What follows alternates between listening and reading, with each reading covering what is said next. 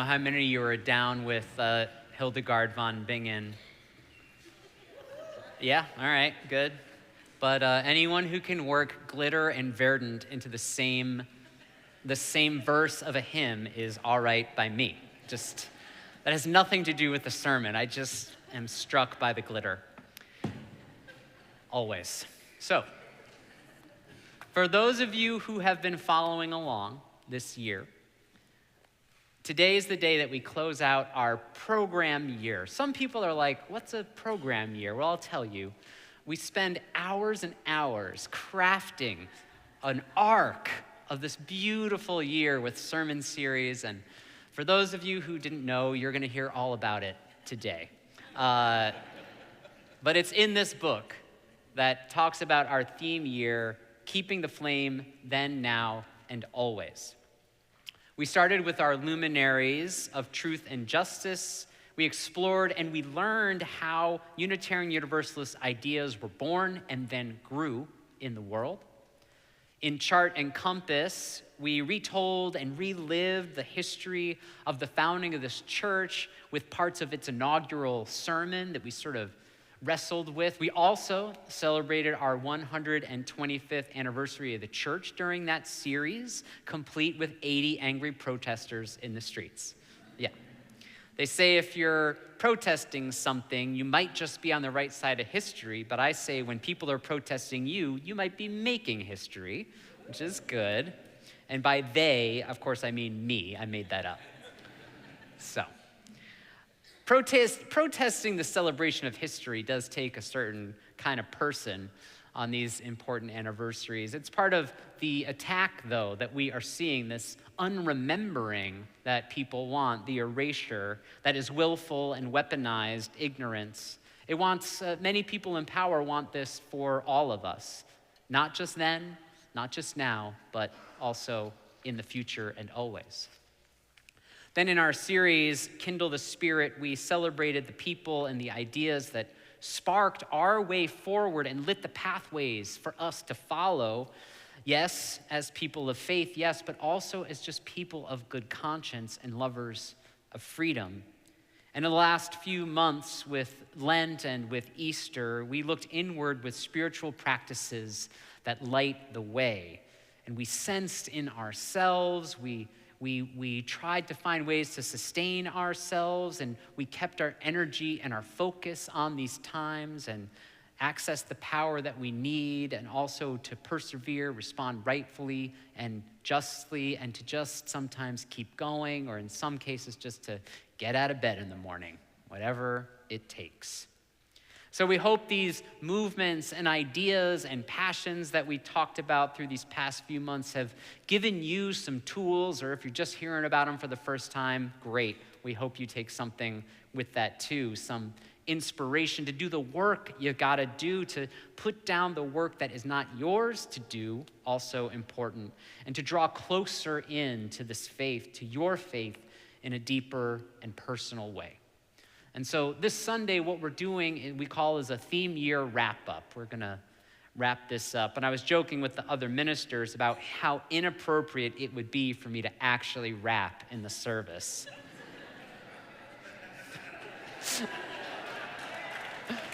Now, I even had an offer from a well-known percussionist to lay down a beat for me. But I digress. You'll have to be satisfied instead with the rhyme and meter of Maya Angelou's iconic poem. I don't think we should ever get tired. I don't think we should ever get used to hearing more and more inside this poem, inside this text. In the season when breaking forth from the earth are still blossoms and the patient force of life renewing itself in spite of itself, when so many in churches throughout the world right now are asking how, asking when, witnessing a resurrection of sorts in this new life, this poem tugs at something deep, at a root that is deep and true in us as humans. Up from the past that's rooted in pain, I rise, I'm a black ocean, leaping and wide, welling and swelling, I bear in the tide. Leaving behind nights of terror and fear, I rise. Into a daybreak that's wondrously clear, I rise. Bringing the gifts that my ancestors gave, I am the dream and the hope of the slave. I rise, I rise, I rise. I'm sure some of you are wondering what a white kid from Connecticut, raised in Texas, has to tell you all about Maya Angelou. But I'm going to do it anyway. Did you know that she was in one of the original casts of Porgy and Bess in New York? Yeah. Did you know that she directed an actual feature film starring Alfre Woodard, the acclaimed actress? Okay. Some of you know a lot of this stuff. Some of you know the other things. Did you know she worked with Ashford and Simpson, one of the most influential Motown groups, to set some of her words to music? All right, good. Got some good folks. Now, did you know that she was one of the first tenured faculty members at a U.S. institution of learning that did not have a bachelor's degree? Yeah. I could go on with the achievements and the accolades. I'd really like to. But let's just agree that Angelou was a great and fiery force unto herself, who transcended norms, expectations, and societal strictures to create a legacy like few others in the world. We can agree, right? All right. She was born on April 4th, 1928, and I'm sure 3 years from now there will be a lot of celebration. I know I will be celebrating the centenary of her birth. But this year on April 4th, 2025, a few weeks ago, the Defense Secretary of the United States gleefully announced that he pulled I Know Why the Caged Bird Sings, one of her iconic books, from military academy shelves in libraries in the United States. Yeah. Let it out. Let it out. It's the pettiness that gets me sometimes. It kind of feels like punching down to ridicule that level of ignorance that is parading somehow as action. But I'm going to do it anyway. I'm angry. Who's angry? Yeah. I'm angry about the constant stories, these little-minded stories like this. And I worry for me about that. I worry for you. I worry about all who are with us around the world hearing these things, that our anger, that our rage might keep up rising in all of us, and up and down like a flame that's being ignited and extinguished, until I am worried that it will be dull and that it will become bitter and molded or be contained inward like some kind of sickness in this world. That is more what I'm afraid of. I ain't afraid of anger. I'm afraid of bitterness. And when I have this worry, I find the wisdom in the words that Maya Angelou shared in a television interview in the 70s. She said, "It is obvious that bitterness is like a cancer. It eats upon the host. Anger is healthy, I think. I think anger is like fire. It burns out all the dross and all the stuff. I think it's wise to show it, to be opposed to injustice at all times for anybody. I think that's wise. And know that as soon as I feel myself insulted, the person who has insulted me is the second to know. As soon as I know, I say, stop, just a minute, come here, I beg your pardon. You won't do that to me. That's your affair. Don't put that poison on me. I will not have it." Could you imagine Maya Angelou telling you that? She went on. I digress. That's much healthier. And fortunately, it is creative. Anything which is creative has a productive result. Yeah. If it's not practical, it's not spiritual. I say that all the time. And she says, anger is like fire. It is creative, and anything creative has a productive result. There are few in all of our lifetimes with as much creative force as she had. I am not holding us all to that standard. Don't worry. You don't have to do all the things she did. The way her life speaks to me more sometimes than just in her poetry and in her art isn't just the plaudits and the achievements that she made one by one, but the way she shaped a narrative of her life, the story of her life, into one that no one could see coming except for her. That is authorship. That's true authorship, realizing a dream in oneself, in one's own life. The gentleness and the work she exercised over the years to move from prize-winning literature to stage plays and writing movies, directing movies, starring even in television shows and on, to composing poems for presidents, to lectures around the world. The greatest work she created was all that she made of her life, and this we should always keep alive, not just for her, but for ourselves. Now, many are hurting this week. Many are wondering this week, turning much thought and prayer to the death of Pope Francis, I know, this past Easter Sunday. The order of priests and religious professionals he served for most of his life, the Jesuits, was founded in the name of Jesus and for centuries has countered the sick systems of misery-making that mean death and suffering for billions around the world. Some of the loudest messages he ever shared in his life after taking the papacy were shouted with action, also with his life rather than with words.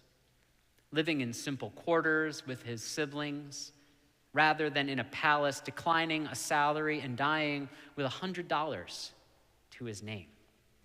He recognized that all his needs were met by the church that he loved, by the church that fed him, by those who he loved with all his heart. So he had no money, but he was not poor by any means. Now, many in my profession, I hope, have been reflecting on his ministry this week. In a lot of his writing, where I do detect a fair amount of what sounds like classical Unitarianism to me, but I digress, very clear about the differentiation between Jesus and God and the Spirit. Again, I digress. More than that, more than his writing, are his labors constantly on behalf of the poor of the world. I'm not talking about the poor of economic poverty only, those who are experiencing houselessness or the ill and the infirm in need of care. Of those, he did say this: the poor are not a problem. They are a resource from which to draw as we strive to accept and practice in our lives the essence of the gospel. Amen. And to loosely quote his namesake, Francis of Assisi, preach the gospel with all your heart. When necessary, use words. Yeah, Beth knows it. He converted papal residences into places of care and housing and of feeding for the economically poor. He made it clear what he felt his church should be doing by his actions. He named the poor as a resource, but he wasn't only talking about the economically poor. He was also talking about the poor in spirit among us, those who torture their own logic to amass incalculable wealth, solely to serve their own ends and means, to crowd out fields of innovation with monopolization, to stay in power, to stay in control through political and economic pressures. This short-sighted, self-centered way of thinking is one of the most dangerous postures for a soul on this planet. Francis railed against a monoculture like this of an economic system founded only on self-interest that results in economic inequity. In case the world wasn't paying enough attention, The Nation, the Jesuit magazine, which is titled Francis's obituary like this. This is the title of an actual obituary. The Pope who decried the savage inequalities of billionaire class capitalism. Full stop. That was the title. Yeah, okay, that's fine. We'll clap for the Jesuits, that's fine, yeah.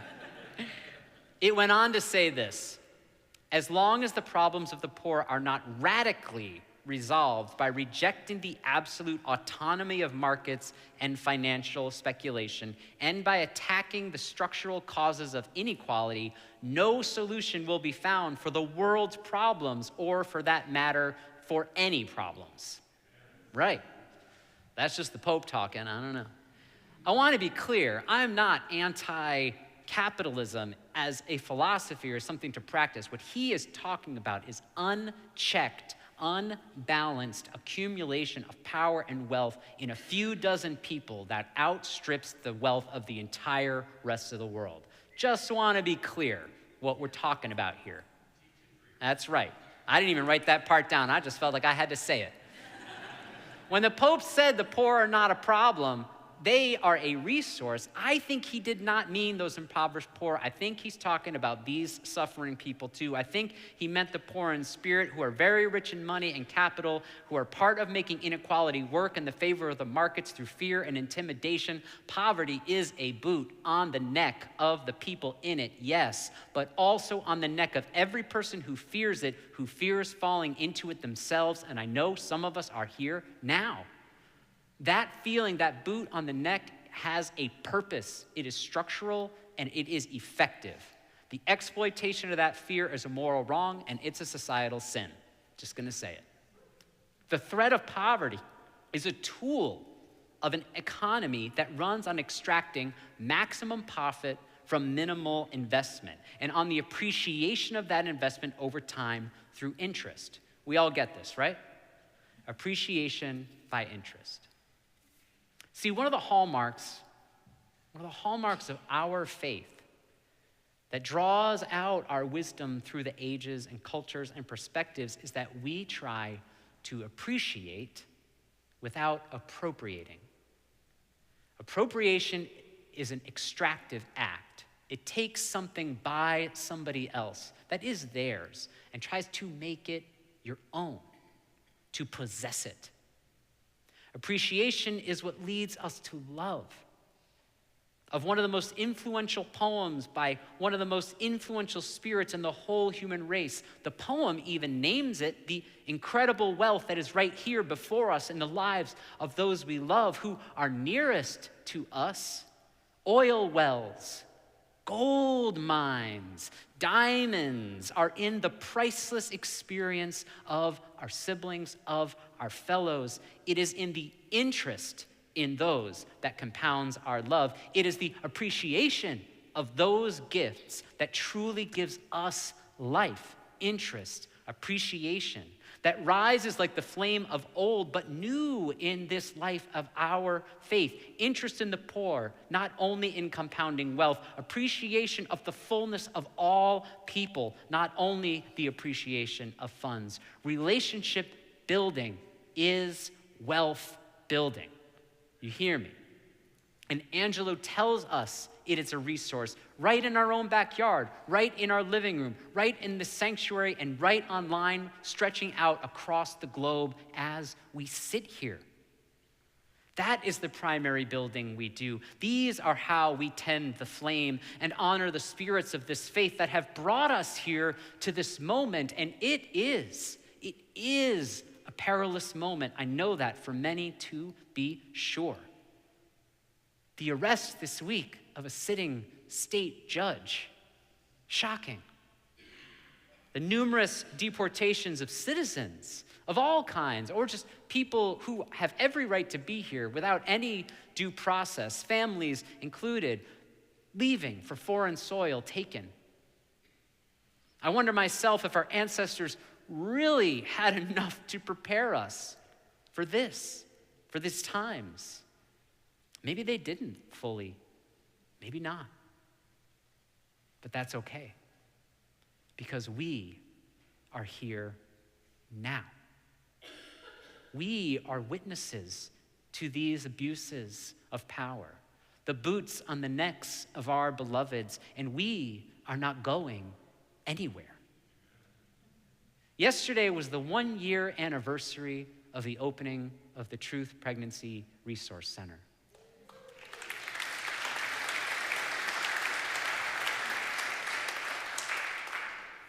It's a ministry of this church that did not flinch in the face of a state's mechanized hatred against women, that provides the truth and the accurate information to all who pass through their doors.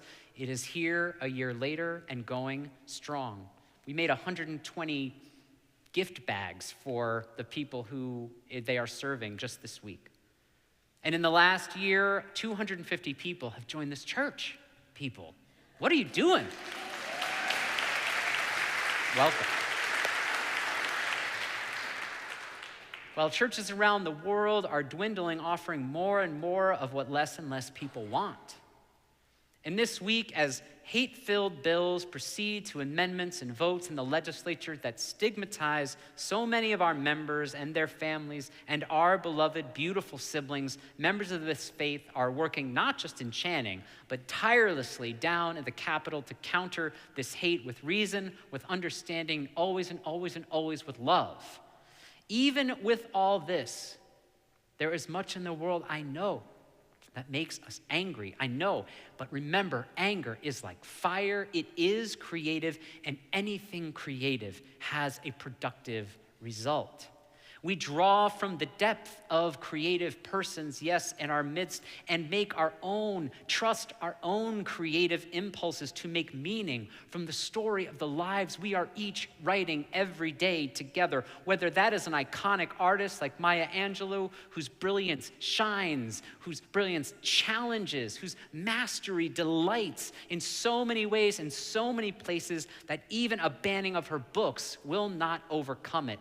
Or maybe it's the creativity of a saint who lived in our midst among us, who put his principles into his religion ahead of worldly powers and prestige, and recognized the poor with the sacred interest of a parent and the blessed appreciation of a friend.